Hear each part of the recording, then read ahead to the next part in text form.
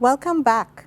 I'm Dr. Danielle Bob of the Institute for Gender and Development Studies, NITA Barrow Unit at the University of the West Indies Cave Hill campus. Women's care work sustains families and underpins economies. Yet, that work remains mostly invisible and devalued. I'm here with Professor Alissa Trotz of Red Thread, Guyana and the University of Toronto, who will explore the issue with an esteemed group of panelists from around the world. Over to you, Professor Trotz. Thank you very much, Dr. Bob, and welcome everyone to this roundtable on underwriting economic production, exploitation of unpaid labor, care work, and social reproduction. I'm extremely honored to moderate this panel with 4 distinguished speakers. Each of them will offer some opening remarks for about 5 to 7 minutes, and then we will go to a discussion and a conversation with you, the audience. So I'll introduce each person individually, and our first speaker this morning is Lebohang Liepollo Pheko, who's a Senior Research Fellow of the Trade Collective and is also with the Gender and Trade Coalition in South Africa. Welcome, Lebohang. So basically, I'd like to really thank and appreciate everybody for this platform, UNCTAD and the hosts, the program director and my co-panelists. This is a really important moment to situate our conversation within the context of COVIDnomics and also the context of what care work and changing definitions of work and social reproduction mean in this particular context. So I'd like to start with the notion of what care work means, the significance of social reproduction. And it's basically to remind us that it's a set of activities that are linked to producing labor and the process of producing value for market economics and international capital, right? The market economy, very much related to maintaining a particular lifestyle, and the modalities of reproductive work and so-called pay work, care work, are also very strongly linked with patriarchal institutions, norms, and deeply racist, gendered, and very toxic relationships, power relationships. Let us bear in mind that, of course, the definitions of what we now call work in the classic Fordist way date back 150 years ago to the first industrial revolution, which was neither revolutionary nor did it industrialize broadly, but that was really based on the notion of the 9 to 5, where somebody, usually a man, goes to an office or goes to a factory, a firm, and his labor is extracted.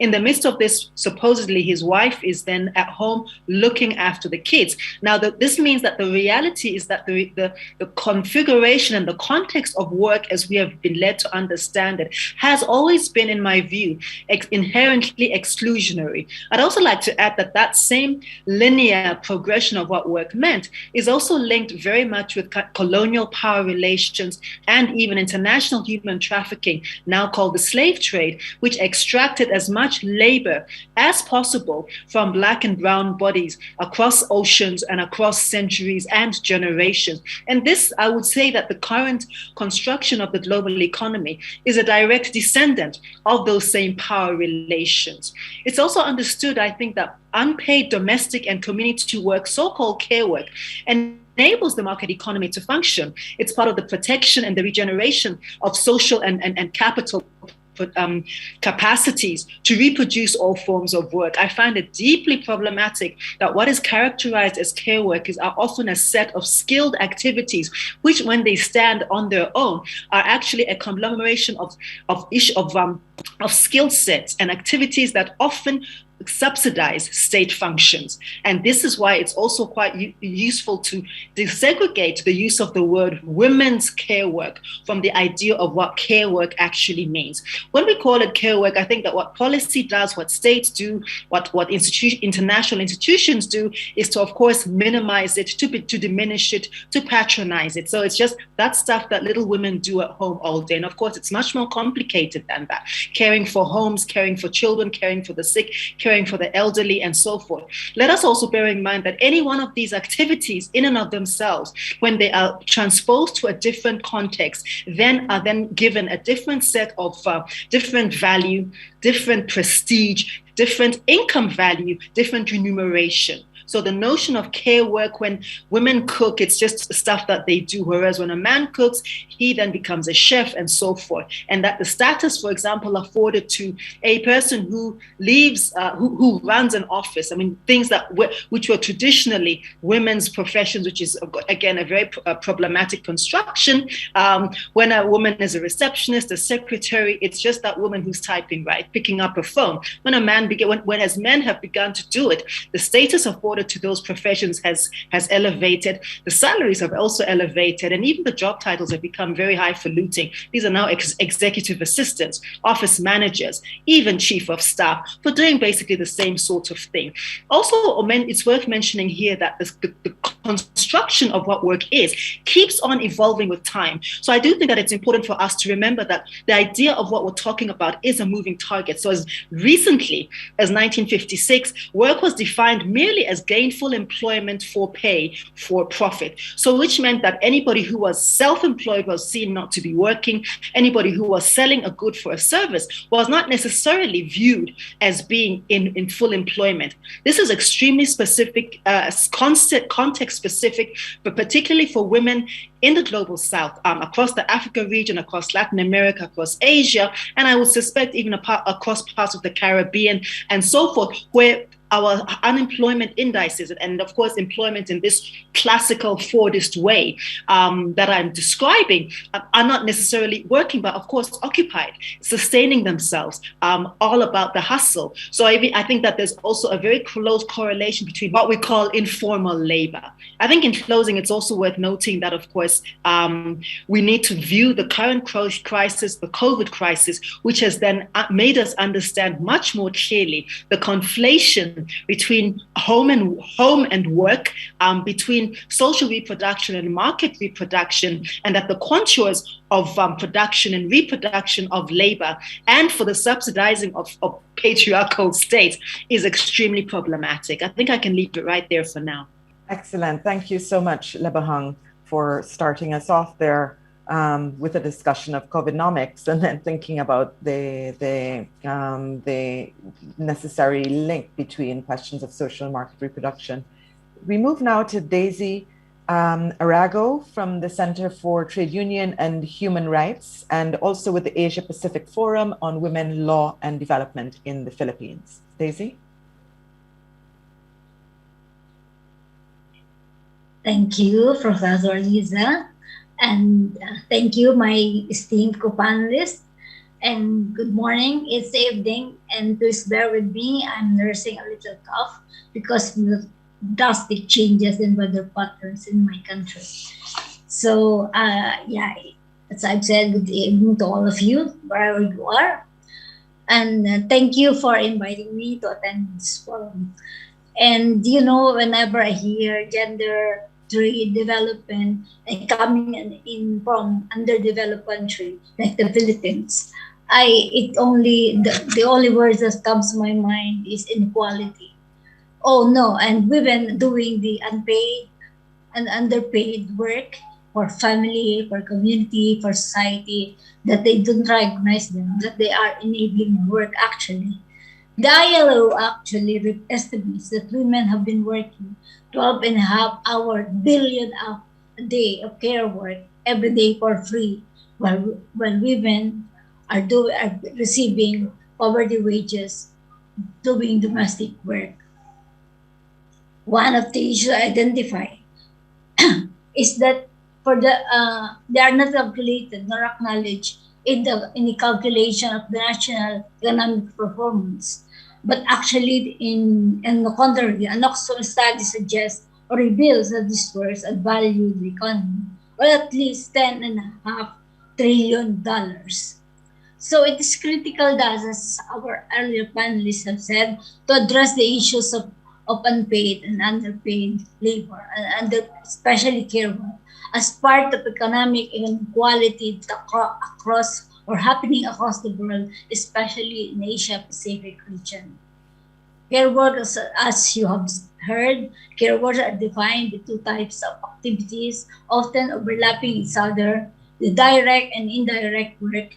The direct work are activities involving relational or personal, meaning like raising children, caring for the elderly, while indirect work are activities involving not personal or not relational, but also aim to care for others, like as you have heard, like cleaning houses or cooking meals, etc.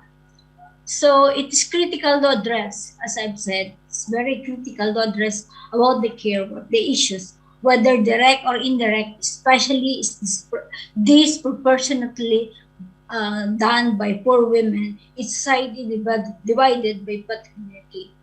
Patriarchy is structurally rooted in our society and construct gender roles and mainly targeted to women. Patriarchal ideology as a major cause of unpaid and underpaid work, especially women experiencing multi-layered discrimination based on race, ethnicity, nationality, class, sexuality, and even caste.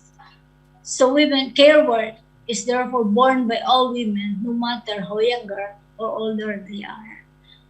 Women also navigate in multiple labor spheres or multiple labor demands in different levels of structures in capitalism as a way to respond in the reproductive labor demands. And global supply chain, for example, put young women in overrepresented in underpaid employment like in the economic zones. Older women who stay or quit the labor force took the responsibility for care work. In order to reproduce the current labor force, who are often working class children who do not have or have less access to higher education and tend to work in underpaid jobs like in economic zone, women ensure that they produce workforce required by corporations. For example, are young women who comprise 75 to 80% of workforce in special economic zones. Gender traditional caring activities are tied to the imperatives of capitalism. Women work longer hours, and get paid less than men. Capitalism doesn't allow or even diminish women's chances for enjoying or pursuing their desire, their hobby, and even well-being. This practice perpetuates only social and economic inequalities.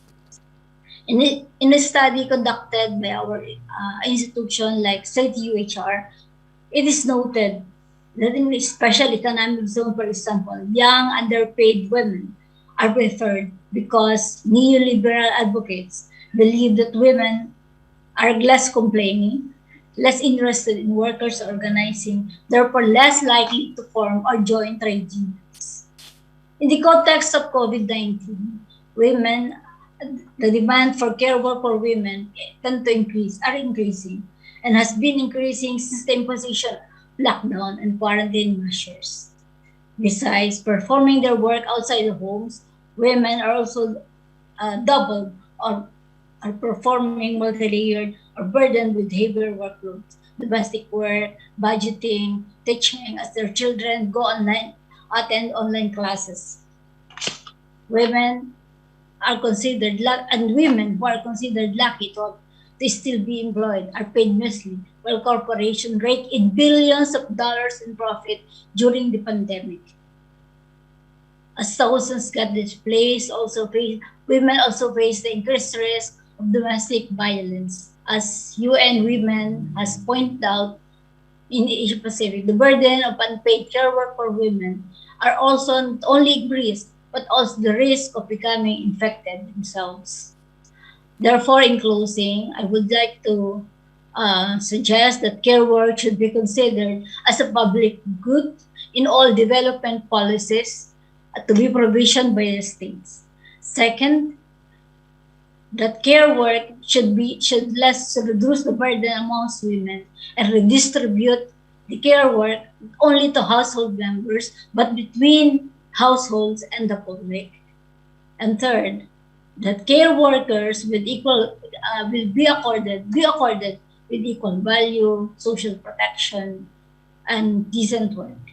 And lastly, I would like to suggest that care work should be recognized, given the right to organize and the right to unionize.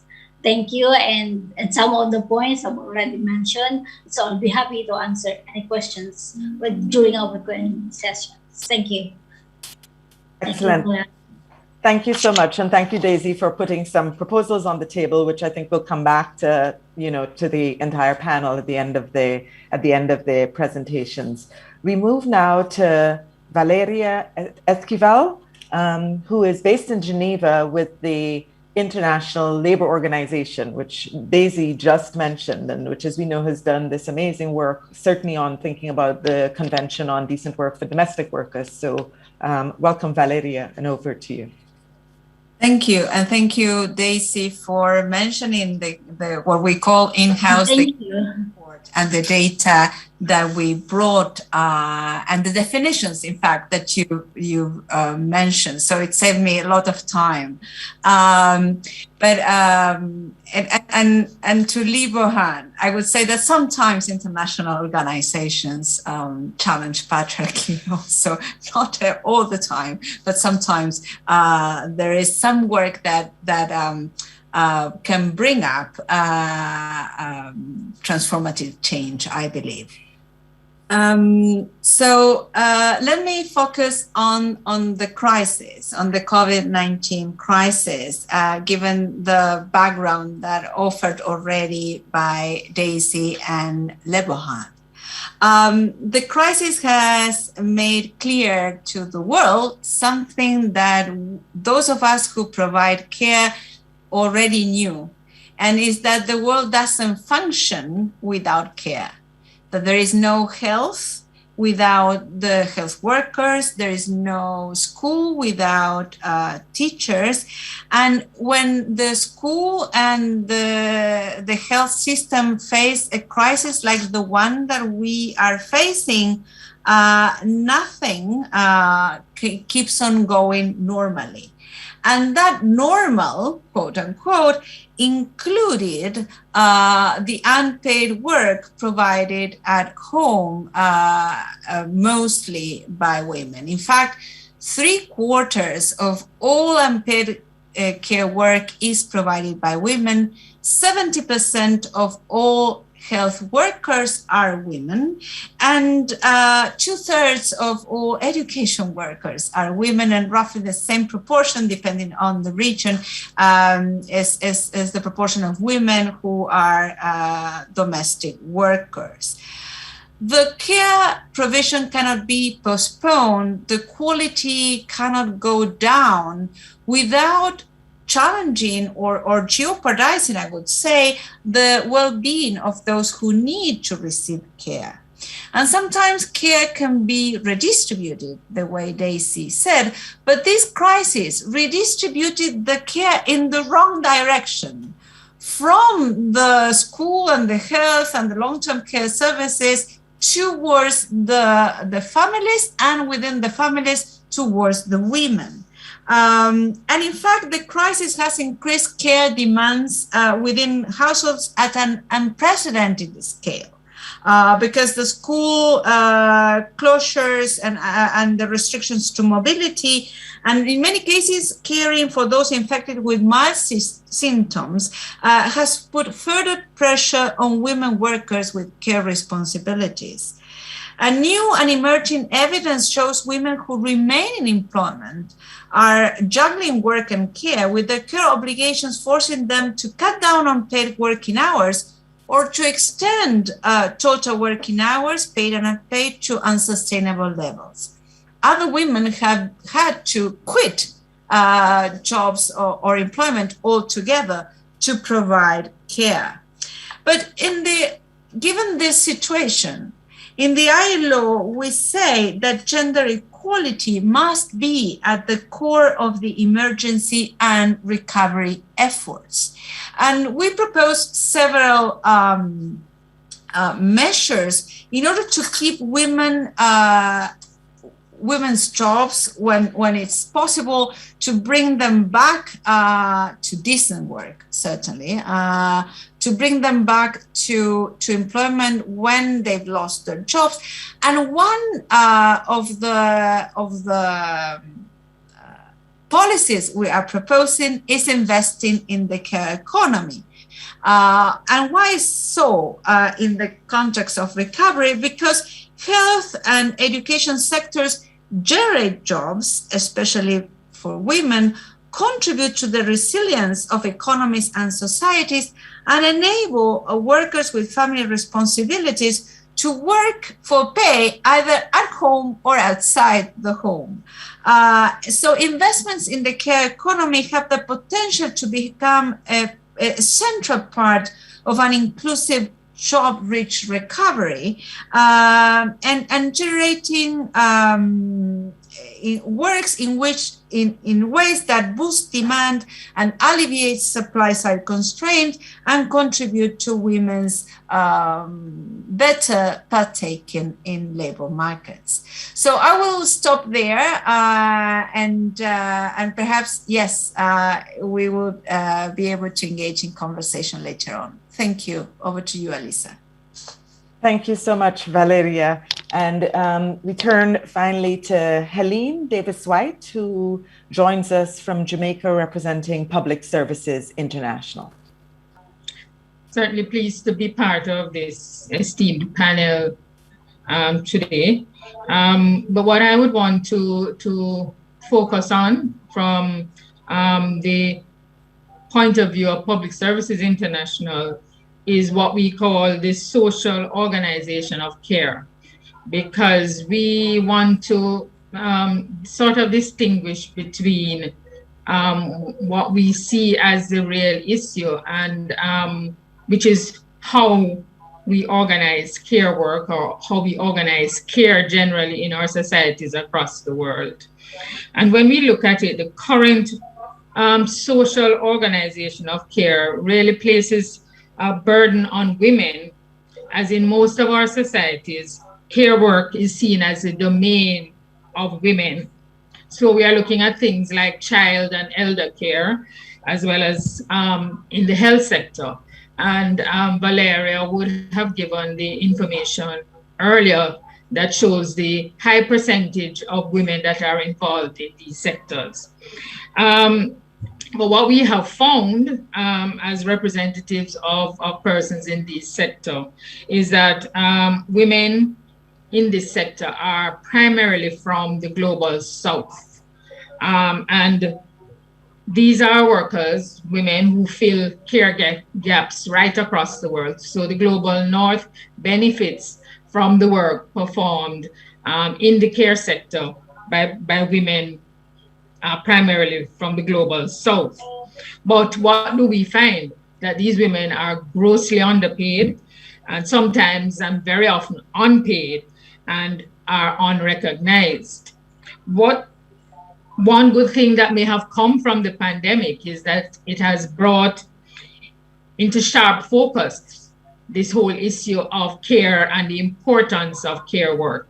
You know, many of us would just go about our daily chores. If we have family responsibilities, we are able to work because there are others who are taking care of our family responsibilities while we work. And what we have found is that because of the pandemic and persons are not able to carry out the care work, it affects the economy generally, because then persons are not able to do their work in formal employment, so to speak. So as I said, that may be one good thing that has come out of the pandemic. It has brought all of this into sharp focus. And this is one of the reasons why when as trade unions, we are involved in talks about the recovery from the pandemic, we are careful to put across that it is not just about economic recovery in terms of what some persons may call the dollars and cents, but also it is about social recovery. And in this social recovery, the care work is an important aspect of the social recovery. So for us, we believe it is time to recognize the social and economic value of care work. And therefore, we feel that it is time to rebuild the social organization of care. And this is now being accomplished through a global movement that has been established, where various organizations have signed on to a manifesto that speak to this issue. And I think at last count, we're looking at 200 and odd organizations across the world who have signed on to this CARE manifesto. What does this CARE manifesto speaks to? It actually identifies what we call the 5 R's. So the 5 R's starts with us recognizing the social and economic value of care work, both paid and unpaid, and the human right to care. We believe that there is a human right, that care is actually a human right, and that this should also be recognized. Second R, reward and remunerate care work with equal pay for work of equal value, that we have decent pensions, that there should be dignified working conditions and comprehensive social protection. Thirdly, reduce the burden of unpaid care work on women. Fourth R, redistribute care work within households among all workers, eliminating the sexual division of labor and between households and the state. And lastly, and probably most importantly for us in Public Services International, is that we believe that we should reclaim the public nature of care services and restore the duty and the primary responsibility of the state to provide public care services and to develop care systems that transform gender relations and women's lives, including by financing the state's capacity to invest through fair and progressive taxation and ensuring internationally equal taxing rights of nation states. And we want to focus on that because we believe that what has happened in certainly our recent past is that many of our international financial institutions do not recognize the value of care work, the value of care itself. And so in discussions and agreements, trade agreements, these are issues that are not actually addressed, and we believe they should be addressed and that they should be given importance. And the importance should extend to recognizing that the state or individual nation states have a responsibility to provide care facilities, and it should not be left to persons' magnanimity or goodwill of various organizations or individuals, but that the state should have that responsibility. If, in fact, they recognize the importance of care work, they should have that responsibility, and that all of that can be provided through fair and progressive taxation. Thank you so much, Helene, and thank you to all of the panelists for really just spending the last minutes emphasizing to us the significance of social reproduction and the ways in which the contemporary political and economic arrangements globally are really fundamentally based on this exploitation of unpaid labor and care work. Thank you as well for helping us to think about care work in more complex ways, whether it was Daisy's getting us to distinguish between direct and indirect forms of care work, Lebohang's attention to the need to disaggregate care work and recognize how forms of sexism, racism, homophobia sort of shape the hierarchical sort of differentiation of who does what, especially when unwaged work then gets transferred into the market and becomes differentially valued depending on who is doing it and what's sort of attributed to it. And thank you especially to Valeria, Daisy, and Helene for putting some proposals on the table, whether it is investing in the care economy, thinking about care work as a public good, thinking about progressive taxation and ensuring that state provisioning of social reproduction becomes important. Before we go to the audience questions, I wanted to sort of ask all of you a provocation that has perhaps been inspired by Lebohang's opening, where I think she spoke very compellingly about the need to think about the global capitalist economy and the fact that on wage work is really the premise. It subsidizes an economy that has a long genealogy in histories of imperialism and colonialism. And certainly the COVID pandemic has really exposed these fault lines, demonstrated that the current sort of growth path that we're on can't at all be divorced from the kinds of catastrophic effects, whether it is the retrenchment of care work and the intensification of the burdens on those who are already most vulnerable, including if we think about the epidemic of domestic violence worldwide in the post-pandemic sort of period. You know, we're speaking of women. I don't think it's an exaggeration to speak of domestic violence in terms of women incarcerated in their homes as a result of what has happened as a result of the pandemic. So with that, and thinking with Lebohang's opening sort of challenge, I just wonder if I can ask each of you to reflect on what does it really mean to call for recognition of care work in the context of a global capitalist economy. You know, we have had these calls before. It was, after all, in 1995 that we saw the UN decision that governments measure and value on wage work in national accounts. So it was the result of a really sort of transnational sort of campaign that involves so many organizations, including the International Wages for Housework campaign. In 1980, Valeria, the ILO estimated that women did 2/3 of the world's work for 5% of its income. We had this 1995 decision. And today, that figure has actually increased. Women and girls are now estimated to do almost 75% of all unpaid care work. Then we had the convention, the ILO convention on decent work for domestic workers in 1995, which legal scholar Adele Blackett has described as extending fundamental protections and rights to domestic workers, which again was the result of transnational organizing and mobilizing, including organizations in the Caribbean, which is where I'm from. And yet here we are today. It just seems that we keep saying these things over and over again.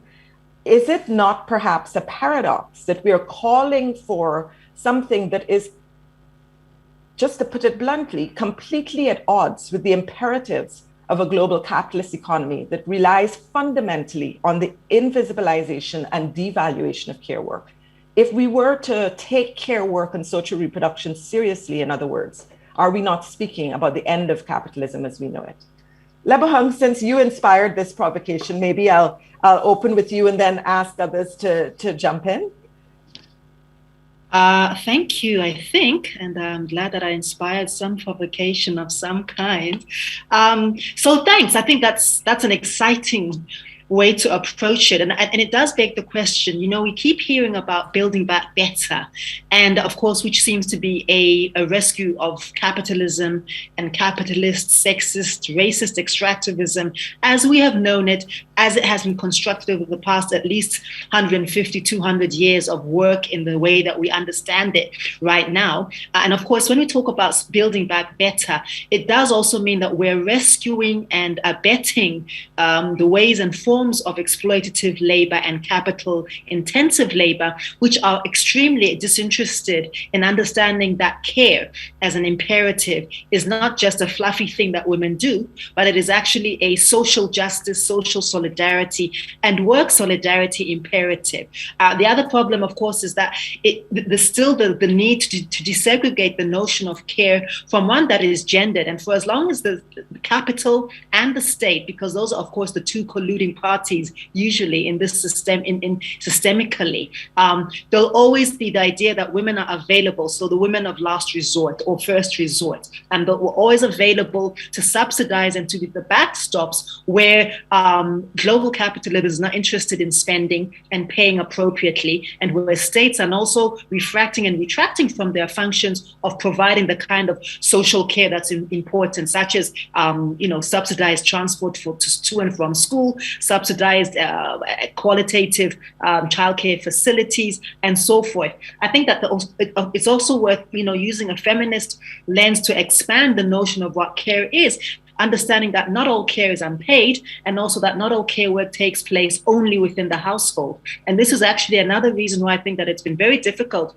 for capital and for states to rethink to rethink away and orientate away from poverty shaming, welfare shaming, and so the suggesting that if people are paid to do the work, it somehow is unladylike, it's wrong, it's breaking up the family structure. But I also think that it's also very problematic because what the current construction of patriarchal, sexist forms of what care work is thought to be feed into the idea of wifism, right? What a good woman does. And so there are all sorts of things that this current moment should give us the opportunity to dismantle, because I think those of us who have been sitting at home with kids and partners and so forth, in very real ways have seen how difficult it is to manage a household along the lines that has not only social equilibrium, gendered equilibrium, but also the equilibrium of appreciating that everybody's work is valuable within the house and within society and how it contributes. And lastly, to say that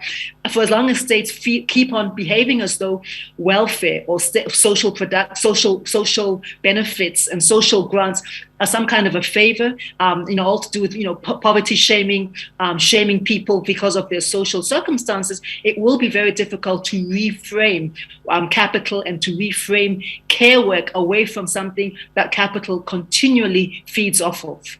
Thank you. It's open to Valeria. Can I follow up, Alissa? Sure. Yes. Yeah. Since I've been provoked. Now, listen, I think that I have, as a feminist economist, I have at least pessimistic reading. And also capitalism, non-capitalism doesn't help me much, in the sense that my working hypothesis is capitalism is here to stay for a little longer, and therefore there are things and policies and things to do and policies to promote and actions to take. And not all states nor all societies are alike. And in that sense, I don't think it politically fruitful to collapse everything and everything bad and associate care with everything good either. And in that sense, I think that there are examples in which, and in fact, the care report mentioned before shows them, that care policies have been put in place that are transformative, that generate decent jobs for care workers, that allow that kind of counterbalance traditional roles that work for the benefit of those who need care. So in a sense, Alissa, your question was, isn't this at odds, this idea at odds with capitalism? Not with all of them, and not with all the variety of situations. And I think that if we don't claim strongly about these issues, we give up. In fact, we retrench ourselves from the demands that we should be making. So in that sense, I think that the 5R framework is a promising framework, and Helene mentioned, it comes from the SDGs. So Alissa, again, I don't think everything has been equal along the way. That I think that the Beijing Platform for Action was important, but we've walked a long way, and we've produced knowledge and frameworks and policies and experience that hopefully takes us to another place. So in this COVID situation, it's very hard, as it was in the past, to say that you need to do cuts in health and education. And that was the normal discourse when a crisis, an economic crisis took place, and there was a need for fiscal adjustment. So some things change, and we have to identify those changes in narratives and discourse and policies and make them progressive. I would respond to that, your provocation, in this way. Thank you. Excellent, thank you. Helene and Daisy? Okay, I recognize that, you know, sometimes when you're at this, in this business for a long time, sometimes you can get frustrated and demotivated. But I don't think we can allow ourselves to become frustrated and demotivated. And certainly for us in the trade union movement, it's really a situation of the struggle continuing. And while the struggle continues, we have to be able to identify opportunities when they present themselves. So while we can say that, you know, we may not have made enough strides, certainly the strides that we would have wanted over these last several years, there have been strides, and as was pointed out, in terms of the ILO conventions on domestic work and the whole decent work framework that has been promulgated and is actually being now promoted as being part of trade agreements, that trade agreements should take into account decent work, the decent work framework as well. I think those are improvements that we have to, if not celebrate, recognize, because it may not be actually enough. And so for us, what we have done is actually look at the pandemic and try to get a positive out of it. And the one positive that we have been able to identify is that where care workers and care work was not readily recognized as being valuable in the society, in many societies, they are recognizing the value of care work, and we now have to build on that. We cannot remain in the past. We have to go forward and build on what has been identified here, because the minute we sit back and we don't go forward in the way that we should, then we are going to be sliding back rather than going forward. So we believe that an opportunity has been presented. We have to take advantage of this opportunity. And for us, certainly, that 5R framework is something that if we continue and we push, we should be able to recognize changes that may not be, you know, changes that take place overnight, but they will take place as long as we are in it for the long haul, and we recognize that it is just a step in the journey, and the journey is not complete. Thank you, Helene. And Daisy, finally? Yeah, I just want to add, you know, it's quite painful for me, given the fact that Philippines is one of the main suppliers of care workers all over the world. It's even more numerous than the member of the United Nations. We are in every territory, countries, states, and everywhere. But I just want to add that whether it's an end of global capitalism, it's a long way. It's a long journey for all of us. But as Elias pointed out, our frustration is also our inspiration. As long as the countries, like our country, is dependent on trade, and trade is also dominated by the global north or by a few corporations from the north, and our country will not open up as long as it's a part of trade agreements, trade policies, and loans and our country is dependent in loans. As long as the relationship is always not only patriarchal, but at the same time, not only in our society but globally, as long as the relationship is between the south and the north is not balanced, is not equal, then we will always have supply the care workers all over the world. It's a long journey. It's our inspiration that also that to see that of course there are many displaced workers, especially during the pandemic, but it also exposes that while they are being displaced, they are being exposed to the increased domestic violence. You see that corporations are also enriching themselves, that few individuals are also enriching themselves because of the pandemic. And now more people are realizing that it's easier to say that corporations and some individuals are enriching themselves out of the poverty of others. Unlike before, it was difficult to explain. Unlike, today it's much easier. So it's our inspiration. And that women, and that especially women, especially mothers and daughters, they don't have to leave the country. They should stay as employment, as I have proposed that care work should be organized as provisions of the state. The state should take responsibilities in organizing care work so that our women, our mothers and daughters will not have to leave our country. And first, the relationship between the South, the developed and the undeveloped country should be balanced, not based on the, how to say, not patriarchal, but in terms of paternal relationship.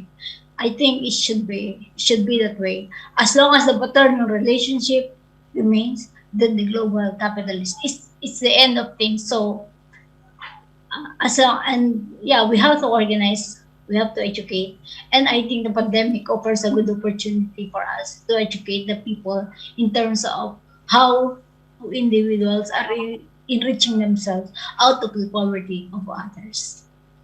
Thank you so much, Daisy, for that sort of wonderful closing, and to all of you for responding to my provocation by sharing with us the ways in which these inequalities that we find in the household, in communities, in countries, in regions, and then the north-south disparity is really, all of these things are fundamentally interconnected. The ways in which you talked about the need to recognize that we're in this for the long haul, that it doesn't mean that nothing can be done in the moment, that these short and long-term strategies need to be sort of fundamentally confronted. The importance of intervening to reframe the question, reframe the issue, to reframe the way in which we talk about value, to reframe the way in which we come to see care work and all of the carers who do it in their different sorts of ways, with all of their vulnerabilities and their strengths, to reframe Lebohang, the way in which we think about welfare and think about the fact that it is corporations that